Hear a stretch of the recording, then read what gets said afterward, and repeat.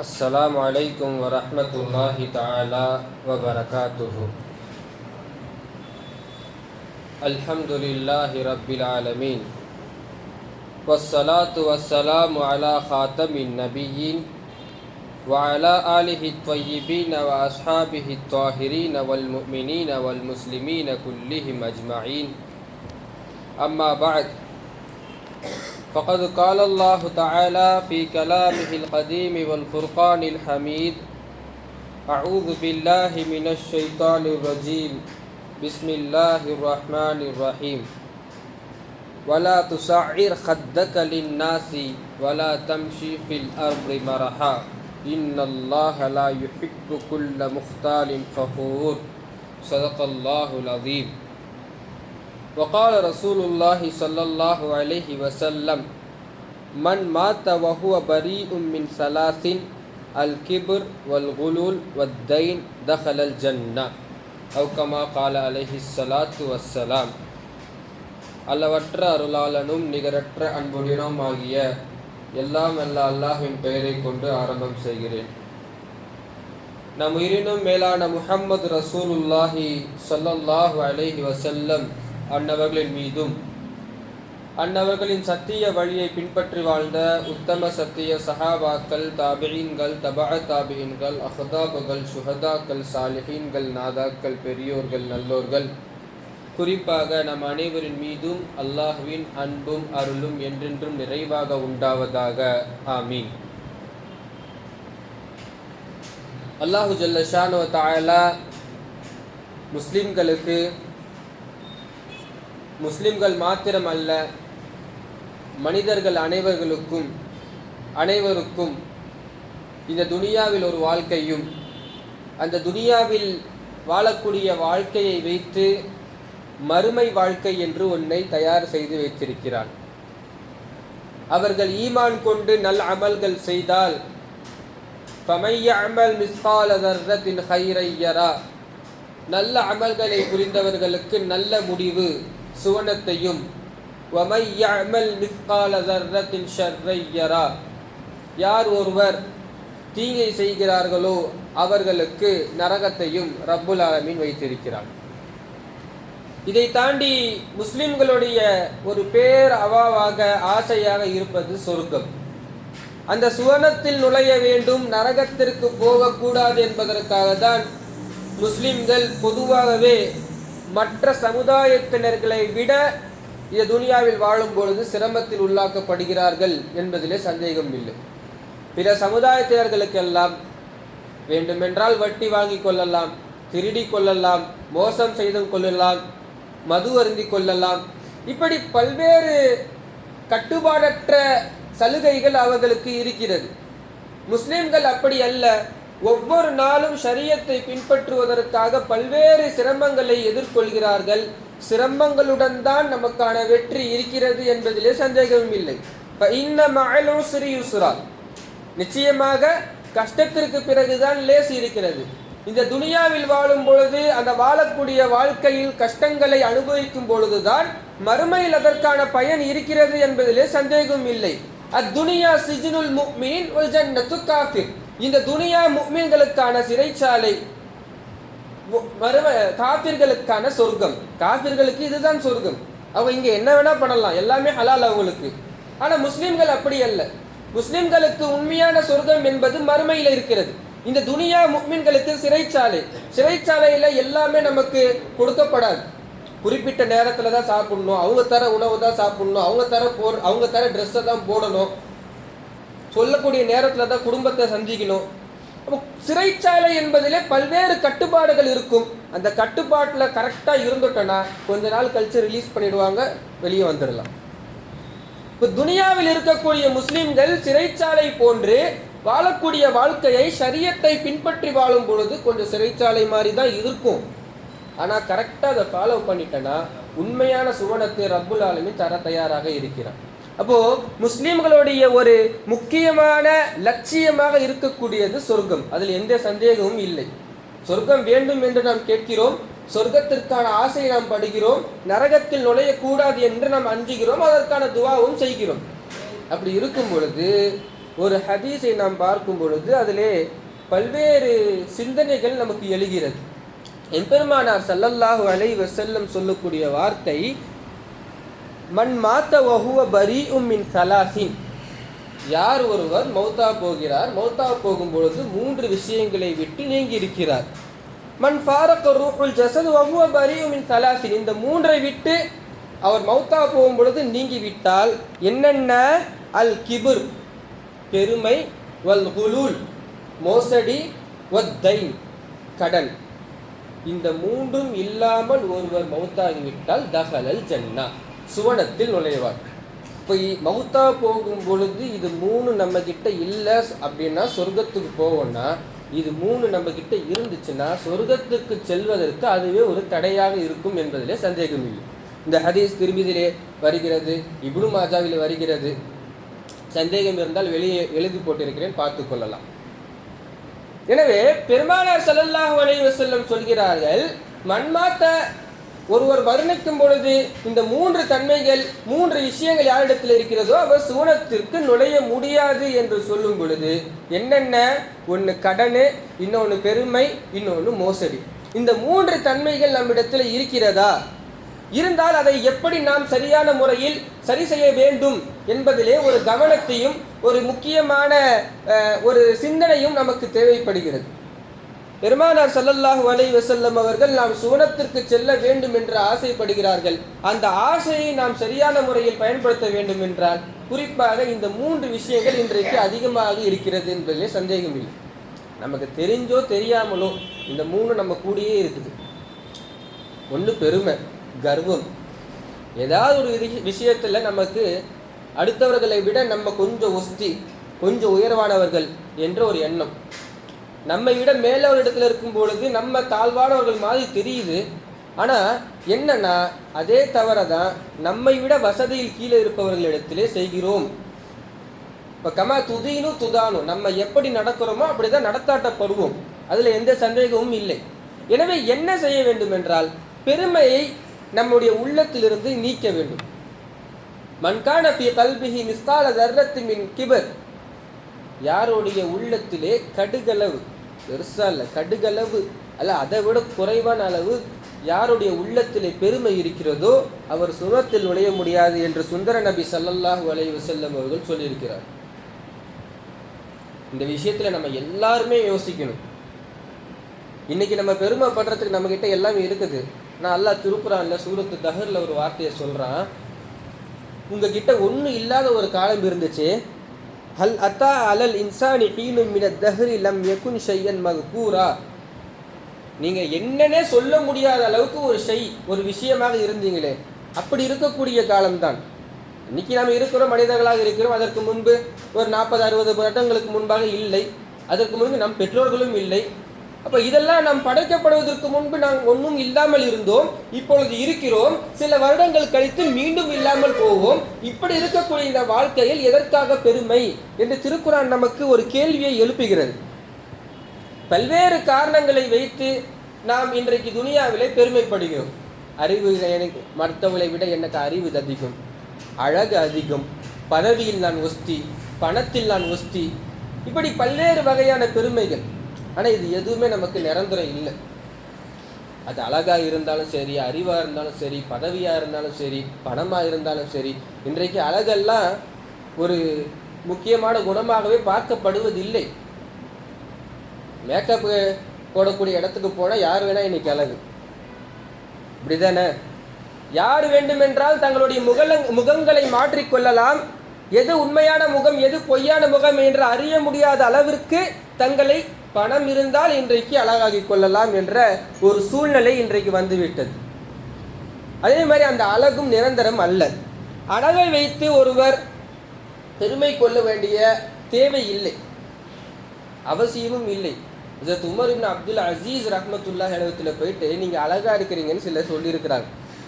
அப்போது Umar ibn Abdul Azeez ரஹ்மத்துல்லாஹி அலைஹி என்ன சொல்கிறாங்கன்னா, இதே வார்த்தையை நான் மௌத்தா போனதுக்கு அப்புறம் என் கபூரில் வந்து நீங்கள் சொல்லுங்கள்.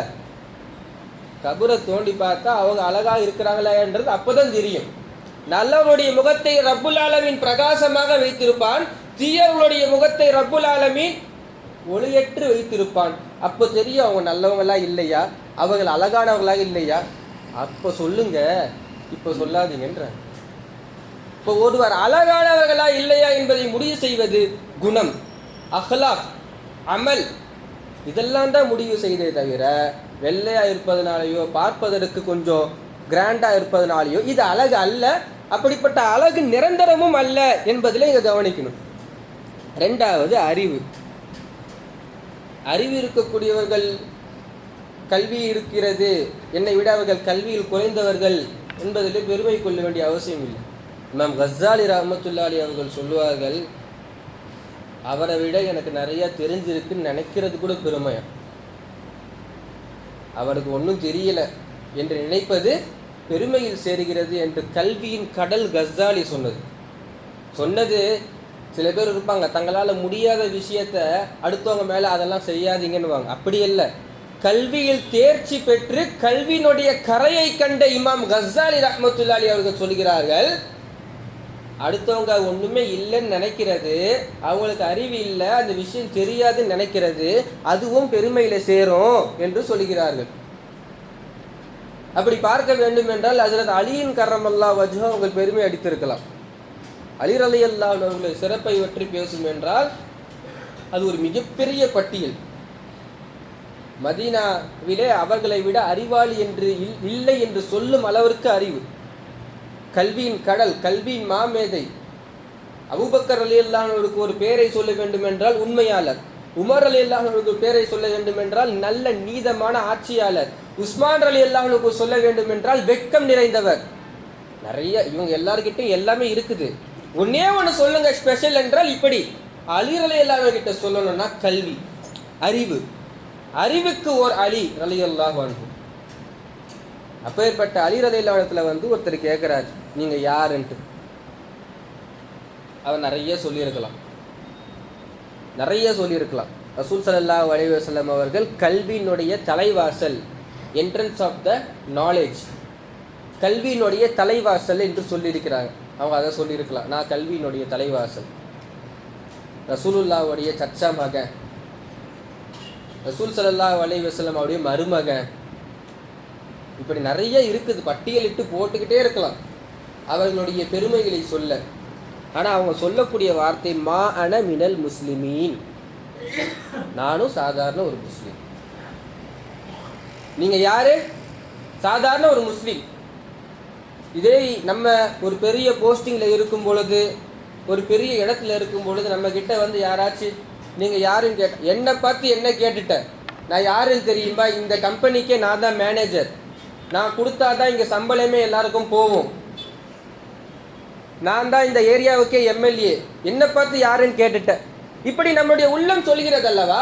அப்படி சொல்ல வேண்டும் என்றால் அலியின் கர்ரமல்லாஹ் சொல்லியிருக்கணும். அவர்கள் சொல்லுகிறார்கள் மா அன மினல் முஸ்லிமீன், நானும் உங்களை மாதிரி ஒரு முஸ்லீம். எனவே கல்வியின் வைத்து பெருமை அடிக்க முடியாது, அழகை வைத்து பெருமை அடிக்க முடியாது, பதவியை வைத்து முடியாது. உமர் ரலியல்லாஹுடைய ஆட்சியை பற்றி பல்வேறு நேரங்களில் நாம் சொல்லியிருக்கிறோம். பொற்காலமான ஆட்சியில் 10 ஆண்டு இஸ்லாத்தை அந்த கலீஃபாவாக இருந்த உமர் ரலியல்லாஹு அவர்கள் ஆட்சி செய்கிறார்கள். போகிற இடத்துலலாம் வெற்றி, தோல்வியே இல்லை. உமர் ரலியல்லாஹு அன்ஹு போகிற இடத்துலலாம் வெற்றி. அப்படி ஒரு போரில் என்ன கிடைக்குதுன்னா நிறைய கனிமத்து கிடைக்குது, எல்லாம் வெற்றியாக வருகிறது, நிறைய கனிமத்து வரும் பொழுது எல்லாம் சந்தோஷமாக இருக்கிறாங்க. அப்போ உமர் ரலியல்லாஹு அன்ஹு வராங்க, வந்துட்டு ஒன்றும் சொல்லலை. என்ன சொல்கிறாங்கன்னா, நானும் உங்களை மாதிரி காய்ந்த ரொட்டியை சாப்பிடக்கூடிய ஒரு தாயோடைய மகன் தான் சொல்லிட்டு போயிடுறாங்க. சஹாபாக்களுக்கு மற்றவங்களுக்கெல்லாம் ஒரே குழப்பம். எல்லாரும் போரில் ஜெயிச்ச சந்தோஷத்தில் இருக்கிறோம், சம்பந்தமே இல்லாமல் வந்து நானும் உங்களை மாதிரி ஒரு ரொட்டியை சாப்பிடக்கூடிய, காய்ந்த ரொட்டியை சாப்பிடக்கூடிய ஒரு தாயினுடைய மகன் தான் என்று சொல்லிவிட்டு போயிடுறாங்க. மறுநாள் வந்து கேட்குறாங்க, இந்த மாதிரி நீங்கள் சொன்னீங்களே என்னன்னு கேட்கும் பொழுது ஒரு சின்ன உதிப்பு வருகிறது. நம்ம போகிற இடத்துலலாம் வெற்றி கொள்கிறோமே, அது என்னன்னா நம்மளுடைய நப்சு உள்ளம் இருக்கிறது அல்லவா, அந்த உள்ளத்தில் சைத்தான் ஏதாச்சும் போடுவான், நம்ம இருந்ததுனால தான் ஜெயிச்சோம், நம்மளுடைய ஆட்சியில் தான் எல்லாமே வெற்றி அப்படின்ற மாதிரி ஒரு சின்ன உள்ளத்தில் சைத்தான் போடுற மாதிரி தெரியுது. அதை அப்படியே நசுக்கணுன்றதுக்காக தான் நானும் வந்து சொன்னேன். உங்களை மாதிரி சாதாரண ஒரு தாயுடைய மகன் தான் நானும். நான் ஒன்றும் பெரிய ஆட்சி அதிகாரம் உள்ளவன் நான் இல்லை, அது அல்லாஹ் தான், அல்லாஹ்வுடைய நாட்டத்தில் நான் செய்கிறேன் என்ற ஒரு அடிப்படையிலே உமர் ரலியல்லாஹு அவர்கள் சொல்லிவிட்டு செல்கிறார். அதே மாதிரி ஒரு அருமையான துவாவையும் செய்வாங்க. அல்லாஹும்ம ஜஅல்னி ஃபி ஐனி ஸகீரன் வ ஃபி அயுனின் நாஸி கபீரா. அற்புதமான துவா. யா அல்லாஹ், என்னை என்னுடைய பார்வையில் சிறியவனாகவும் மற்றவனுடைய பார்வையில் பெரியவனாகவும் என்னை காட்டு. ஆப்போசிட்டாக இன்னைக்கு நடக்குது. நம்ம என்ன நினச்சிக்கிறோம், நம்ம தான் பெரிய ஆளு நினச்சிக்கிறோம். ஆனால் மனிதர்கள் மற்றவர்கள் நம்மளை வந்து ரொம்ப கீழ்த்தரமாக பார்க்குறாங்க. உமர் ரலியல்லாஹு அன்ஹு எப்படி துவா கேட்குறாங்கன்னா, என்னுடைய உள்ளத்தில் என்ன மற்றவர்களோட ரொம்ப குறைவானவனாக காட்டு, ஆனால் மக்களிடத்தில் என்ன உயர்ந்தவனாக காட்டு என்ற ஒரு அற்புதமான துஆவை செய்கிறார்கள் ஹஜ்ரத் உமர் ரலியல்லாஹு அன்ஹு அவர்கள். எனவே சுவனத்திற்கு செல்வதற்கு நமக்கு தடையாக இருக்கக்கூடிய முதல் விஷயம் பெருமை, ஆணவம், கர்வம். ரெண்டாவது ஒரு விஷயம் மோசடி, அல் குலூல். குலூல், மோசடி தன்மை இருந்தால் ஒருவர் சுவனத்தில் நுழைய முடியாது. இறை நம்பிக்கையாளர் மோசடி செய்ய மாட்டான். நபி ஸல்லல்லாஹு அலைஹி வஸல்லம் அவர்கள் ஒரு ஹதீஸில் சொல்லும் பொழுது, திருடக்கூடியவன் திருடக்கூடிய நேரத்திலே அவன் முஸ்லீமாக இருப்பதில்லை. மது அருந்தக்கூடியவன் மது அருந்தக்கூடிய நேரத்தில் அவன் முஸ்லீம், அந்த நேரத்தில் அவர் காஃபிர் கிட்டத்தட்ட. இப்போ மோசடி செய்வது ஒரு இறை நம்பிக்கையாருடைய குணம் இல்லை என்று பெருமானார் ஸல்லல்லாஹு அலைஹி வஸல்லம் அவர்கள் சொல்கிறார். ஹைபர் யுத்தத்தில் நிறைய பேர் ஷஹீதாக இருக்காங்க. அப்போது சஹாபாக்களுக்கெல்லாம் ஷஹீதுகளை பார்த்தால் ஒரு சந்தோஷம் இருக்கும், நமக்கு அந்த வாய்ப்பு கிடைக்கலையேன்ற ஒரு ஏக்கமும் இருக்கும். இப்போ ஒவ்வொரு மௌத்தாக பார்த்துக்கிட்டே வராங்க. பார்த்துக்கிட்டே வரும் பொழுது இவர் ஷஹீது இவர் ஷஹீதுன்னு சொல்லிக்கிட்டே வராங்க. அதே மாதிரி ஒருவரை பார்த்து இவர் ஷஹீத் என்று சொல்லும் பொழுது நபி ஸல்லல்லாஹு அலைஹி வஸல்லம் அவர்கள் சொல்கிறார்கள், ஹாதா ஃபுலானுன் ஷஹீத் என்று சஹாபாக்கள் சொல்லும் பொழுது, கல்லா இன்னி ரஐதுஹு ஃபின்னார், இல்லை இவரை நான் நரகத்தில் பார்த்தேன். ஃபி புர்தத்தி கல்லாஹா, அடுத்தவங்களுடைய ஒரு போர்வையை இவர் எடுத்துட்டார். ஒரே ஒரு போர்வை, இந்த ஒரே ஒரு போர்வையை எடுத்துட்டாரு அனுமதி இல்லாமல். அந்த ஒரே ஒரு காரணத்துக்காக ஷஹீதாக ஆன அந்த ஒரு நபரை பெருமானார் ஸல்லல்லாஹு அலைஹி வஸல்லம் என்ன சொல்கிறாரு, இவரை நரகத்தில் பார்த்தேன். ஷஹீதுகளுடைய அந்தஸ்தை பற்றி சொல்ல வேண்டும் என்றால், ஷஹீதுகள் போர் செய்கிறார்கள். போர் செய்யும் பொழுது அவர்கள் மேல் காயம் ஏற்படலாம், ரத்தம் படலாம். இரத்தத்தினுடைய காயம் ஏற்படும் பொழுது அந்த இரத்தம் பூமியிலே படுவதற்கு முன்பு அவருடைய பாவங்கள் மன்னிக்கப்படும். அந்த இரத்தம் பூமியில் விழுவதற்கு முன்பாக அவர்களுக்கு சுவனம் எழுதப்படும். அப்பேற்பட்ட உயர்ந்த அந்தஸ்தை பெற்ற அந்த ஷஹீதுகள் ஷஹீதா இருந்தாலும் சரி, ஒரே ஒரு போர்வை, அடுத்தவங்களுடைய போர்வை கேட்காம எடுத்துட்டார். ரசூல் ஸல்லல்லாஹு அலைஹி வஸல்லம் சொல்கிறார்கள், அவர் என்ன நரகத்தில் பார்த்தேன். இப்போ மோசடித்தன்மை இருக்கிறது, அது எவ்வளோ இருந்தாலும், அது நன்மைகள் பிறர் எவ்வளோ செஞ்சாலும், ஷஹீதோடைய அந்தஸ்துக்கேற்ப நன்மை செஞ்சாலும் மோசடி நரகத்திற்கு ஒருவரை எடுத்து செல்லும், சுவனத்தில் அது நுழைக்க விடாது. இதை பற்றி பேசிட்டு வரும் பொழுது ஒரு இன்னைக்கு நிகழ்காலத்தில் நடக்கக்கூடிய ஒரு பெரும்பாலும் ஒரு சர்வசாதாரணமாக நடக்கக்கூடிய தவறு. ஏன் அதை சொல்ல வரேன்னா, ஒரு சின்ன போர்வையுடைய விஷயத்தில் சுவனத்தை அவர்கள் நுழைக்கிறது அல்லவா. இன்னைக்கு நம்ம பரவலாக ஒரு விஷயத்தை பார்க்கலாம். ஒரு பொருளை வாங்குகிறோம் அல்லது நாம் வியாபாரியாக இருக்கும் பொழுது விற்கிறோம். 100 ரூபாயுடைய பொருளை 99 ரூபாய் என்று போடுகிறோம். அது ஒரு பிஸ்னஸ் ஸ்ட்ராட்டஜி, இல்லைன்னு சொல்லலை. 99 ரூபான்னு போடுறோம் அல்லது 999ன்னு போடுறோம், மீதி 1 ரூபாய் கொடுக்கணும்ல. ஏன்னா இங்கே சின்ன ஒரே ஒரு போர்வையுடைய விஷயத்தை சுவனத்தை தடுக்கிறது என்றால் அந்த 1 ரூபாயும் கஷ்டப்பனுடைய ஹக்கு. இன்னும் ஒரே 1 ரூபாய் விஷயத்துலலாம் பேசிகிட்டு இருக்கீங்க.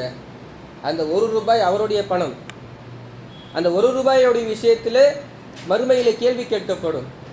அது சரியான முறையில் கொடுக்க வேண்டும். அப்படி இல்லைன்னா ஒன்று 100 ரூபான்னு போட்டுருணும், 1000 ரூபான்னு போட்டுருணும் எம்ஆர்பி. அப்படி விற்கிறது தப்பு இல்லை. 99 199 என்று போட்டுவிட்டால் அந்த மீதம் உள்ள பணத்தை கொடுக்க வேண்டும். நம்ம வாங்கலைன்னா அது வேறு பிரச்சனை. வேறு ஒரு கடைக்கு போகிறோம், நம்ம கேட்கலை வந்துட்டோம், அது வேறு. நமக்கும் அவங்களுக்கும் உள்ளது. ஆனால் நாம் பிறருடைய ஹக்கில் இருக்கும் பொழுது முஸ்லீம்கள் கவனமாக இருக்கணும். இந்த பிரச்சனை அதிகமாக இருக்கிறதுனால நான் சொல்கிறேன். ஒரே ஒரு ரூபாய் விஷயம் தானே, அந்த ஒரு ரூபாயை குறித்து மறுமையில் கேட்கப்படுவோம். எனவே இந்த மோசடி இருக்கிறது அல்லவா, இந்த மோசடி மறுமையில் இதற்கான கேள்விகள் இருக்கிறது, சுவனத்தில் ஒருவரை தடுக்கும். பெருமானார் ஸல்லல்லாஹு அலைஹி வஸல்லம் சொல்கிறார்கள், மனிஸ்தஅமல்நாஹு மின்கும் அலா அமலி, யார் ஒருவர் ஒரு பொறுப்பிலே ஒரு வேலையிலே நிறுத்தப்படுகிறார்களோ ஃபகதம்னா, அதில் அவர் மோசடி செஞ்சுட்டா, அநியாயம் செஞ்சுட்டா, ஒருத்தவங்க கிட்ட 1000 ரூபாய் கொடுத்து அதுக்கான பொறுப்பு கொடுக்குறாங்க, இன்னென்ன செலவெல்லாம் பார்த்துக்கோ, மீதி காசை கொடுத்துடு. நிறைய வேலை இருக்குது. இது நான் ஒரு உதாரணத்துக்கு சொல்கிறேன். ஒரு 1000 ரூபாய் கொடுக்குறாங்க, கொடுத்துட்டு இன்றைக்கி நடக்கக்கூடிய செலவெல்லாம் பார்த்துக்கோ, பார்த்துட்டு மீதி உள்ள காசை கொடுத்துடு. ஒரு 908 ரூபாய் இருக்குதுன்னு வச்சிங்களேன், அதை ரவுண்டாக்கி ஒரு அமௌண்ட்டு சொல்கிறது, இதெல்லாம் ஹராம். இது சுவனத்தை நம்ம நுழைவதற்கு தடுக்கும். எவ்வளவோ அமலை செய்கிறோம், தொழுகிறோம், நோன்பு வைக்கிறோம், ஜகாத்து கொடுக்குறோம், திக்ரு செய்கிறோம், குர்ஆன் ஓதுறோம், எல்லாம் செஞ்சுட்டு இந்த சின்ன 1 ரூபாய் 2 ரூபா விஷயத்தை சுவனத்தை நம்ம தடுக்கிறது என்றால் அந்த விஷயத்தில் நம்ம கவனமாக இருக்கணுமா இல்லையா? இப்போ எவ்வளோ நன்மைகள் செய்தாலும் பிறருடைய ஹக்கில் அவர்கள் மன்னிக்கும் வரை நம்முடைய பாவம் மன்னிக்கப்படாது. எனவே இந்த மோசடி விஷயத்தில் கவனமாக இருக்கணும், சுவனத்தில் தடுக்கக்கூடிய 2வது. 3வது ஒன்று கடன். கடன் வாங்குவது கொடுப்பது இஸ்லாத்தை பொறுத்த வரைக்கும் அனுமதி இருக்கிறது. நபி ஸல்லல்லாஹு அலைஹி வஸல்லம் அவர்கள் கடன் வாங்கி இருக்கிறார்கள், கடன் பெற்றிருக்கிறார்கள் என்பதிலே இருக்கிறது. ஆனால் கடன் வாங்கும் பொழுது கொடுக்கணுன்ற நியத்தில் வாங்கிட்டா அல்லாஹ் கொடுப்பதற்கான வசதிகளை நிச்சயமாக அமைத்து கொடுப்பான். வாங்கும் பொழுது இதை எப்படியாச்சும் அடைச்சிடணுன்ற நியத்தில் வாங்கணும். முடிஞ்ச அளவுக்கு வாங்காமல் இருக்கணும். வாங்கினா இப்படி வாங்கணும், பார்த்துக்கலாம், கேட்டால் பார்த்துக்கலாம், எப்போ கிடைக்குதோ அப்போ பார்த்துக்கலாம் அப்படின்ற நியத்தில் வாங்கும் பொழுதே நியத்து சரியில்லைன்னா என்ன முக்கி மோதினாலும் அந்த வாய்ப்புகளை எல்லாம் ஏற்படுத்தி தர மாட்டான். ஏன்னா வாங்கும் பொழுது நம்ம நியத்து சரியில்லை, இப்படிதானே? எனவே கடனுடைய விஷயத்திலே முதல் ரொம்ப கவனமாக இருக்கணும். கடன் ஒருவருக்கு கொடுக்காமல் இருக்கும் பொழுது சுவனத்தில் நான் நுழைய முடியாது. நபி ஸல்லல்லாஹு அலைஹி வஸல்லம் அவருடைய வாழ்க்கையில் நிறைய சஹாபாக்கள் எல்லாம் ரொம்ப ஆசைப்படுவாங்க ரசூலுல்லாஹ் இருக்கும் பொழுதே மௌத்தாகணும்னு சொல்லிட்டு. ரசூல் ஸல்லல்லாஹு அலைஹி வஸல்லம் ஹயாத்தா இருக்கும் பொழுதே நம்ம மௌத்தாயிடணும். ஏன்னா மௌத்தாயிட்டா சஹாபாக்களுக்கு ஜனாசா தொலை வைப்பது பெருமானார் ஸல்லல்லாஹு அலைஹி வஸல்லம். நாயகம் ஸல்லல்லாஹு அலைஹி வஸல்லம் ஜனாசா தொலை வைத்து துவா செய்தால் நமக்கு சொர்க்கம் கிடைக்கும் என்பதற்காக பல்வேறு சஹாபாக்கள் இப்படி ஆசைப்பட்டார்கள். முனாஃபிக்னுடைய தலைவனுக்கு கூட நபி ஸல்லல்லாஹு அலைஹி வஸல்லம் அவர்கள் ஜனாசா தொலை வைத்ததாக தான் வரலாறு வருது. அப்படி முனாஃபிக் நயக வஞ்சகர் அவருக்கு கூட தொலை வச்சிருக்காங்க. ஒரு சஹாபி கடன் இருக்குது, மௌத்தாயிட்டாரு. நபி ஸல்லல்லாஹு அலைஹி வஸல்லம் எப்போவுமே ஜனாசா தொழுகைக்கு மையத்து வந்துச்சுன்னா கேட்பாங்க, இவருக்கு ஏதாச்சும் கடன் இருக்கான்னு கேட்பாங்க. கடன் இல்லைன்னு சொன்னா தொலை வைப்பாங்க. இல்லை கடன் இருக்குதுன்னு சொல்லிட்டாங்கன்னா சல்லு அலா சாஹிபுக்கும், உங்கள் சகோதரருக்கு நீங்களே தொலை வைங்கன்னு போயிடுவாங்க. முனாஃபிக்கு தொலை வச்சிருக்கிறாங்க. அப்பேற்பட்ட ரசூல் ஸல்லல்லாஹு அலைஹி வஸல்லம் கடன் இருக்கிறவங்களுக்கு தொலை வச்சதில்லை, தொலை வைக்க மாட்டாங்க. அப்புறம் வேற யாராவது சஹாபாக்கள் இல்லை அந்த கடனுக்கு நான் பொறுப்பேற்றுக்கிறேன், அதுக்கு நான் கேரண்டி தரேன் அப்படின்னு சொல்லிட்டு வாக்கு கொடுத்தாதான் தொலை வைப்பாங்க. அப்படி இல்லைன்னா நீங்களே தொலை வைங்கன்னு சொல்லிட்டு போயிடுவாங்க. ஒருவருக்கு கடன் கொடுக்க கடன் பேலன்ஸ் இருக்கக்கூடிய இந்த நிலைமையிலே ஒருவர் சுவனத்திற்கு நுழைய முடியாது. ஒன்று அவர் மன்னிக்கணும். இந்த மோசையுடைய விஷயமாக இருந்தாலும் சரி, கடனுடைய விஷயமாக இருந்தாலும் சரி, ஒரு 10 வருஷத்துக்கு முன்னாடி ஒருத்தர்கிட்ட நான் கடன் வாங்கிட்டேன், அவர் யார் என்னென்ன ஞாபகம் இல்லை, இப்போ அவர் எங்கே இருக்கிறாருன்னு தெரியல, அப்படி இருக்கும். சில காலத்துக்கு முன்னாடி வாங்கியிருப்போம், அப்போ கொடுக்க வேண்டிய சூழ்நிலை இல்லை, ஆனால் இப்போ வசதி இருக்குது, கொடுக்கணுன்ற நீயத்தும் இருக்குது. ஆனால் இப்போ அவர் எங்கே தேடி கண்டுபிடிக்கிறது? முடிஞ்ச அளவுக்கு அதற்கான சூழ்நிலையை ஏற்பாடு செய்ய பார்க்கணும், தேடணும், விசாரிக்கணும். இப்படி இல்லையா அவர் பேரில் அந்த தொகையை சதக்கா செஞ்சிடும், அந்த நன்மை அவருக்கு போயிடும். இல்லைன்னா நமக்கு மறுமையில் அது நிற்கும், சுவனத்திற்கு தடையாக இருக்கும். நபி ஸல்லல்லாஹு அலைஹி வஸல்லம் அவர்களுடைய வார்த்தையை சொல்ல வேண்டும் என்றால், மன் ஃபாரக ரூஹுல் ஜஸத, யார் ஒருவருடைய உடலிலிருந்து ரூஹ் செல்கிறதோ, அப்போ இந்த 3 விஷயம் இருந்துச்சுன்னா அவர் நரகத்திற்கு தான் நுழைவார், சுவனத்திற்கு நுழைய முடியாது. எனவே இந்த 3 விஷயங்களிலே நாம் அதிகமாக கவனம் கொள்ள வேண்டும். 1, பெருமை கொள்ளக்கூடாது. இரண்டாவது மோசடி செய்யக்கூடாது. மூன்றாவது கடன் இருந்தால் அதை சரியான முறையில் கொடுக்க வேண்டும். நாளைக்கோ இன்னைக்கா அடுத்த வருஷமா 10 வருஷமா நம்மளுடைய ஹயாத்துன்னு தெரியாது.